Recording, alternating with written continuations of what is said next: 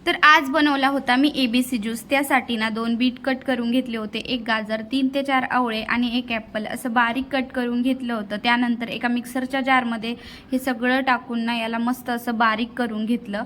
आता रोजच्या धावपळीत ना आपण स्वतःकडे खूप दुर्लक्ष करतो आणि रोज रोज ज्यूस करायचा ना मी तर खूप कंटाळा करते। त्यामुळे म्हटलं असं काहीतरी स्टोअर करून ठेवते की दररोज मला कमी वेळेत असं स्वतःकडे लक्ष द्यायला भेटेल आणि मी तो ज्यूस पिऊ शकेल। तर त्यासाठी ना मी एक आईस क्यूबचं भांडं घेतलं आणि त्यामध्ये ना हे थोडं थोडं असं टाकून घेतलं सगळीकडे आणि जे काही बॅटर उरलेलं चॉकलेट मोडमध्ये टाकून घेतलं आणि याला रात्रभर फ्रीजमध्ये सेट व्हायला ठेवलं। आता सेट झाल्याच्या नंतर ना हे असं काहीतरी दिसत होतं।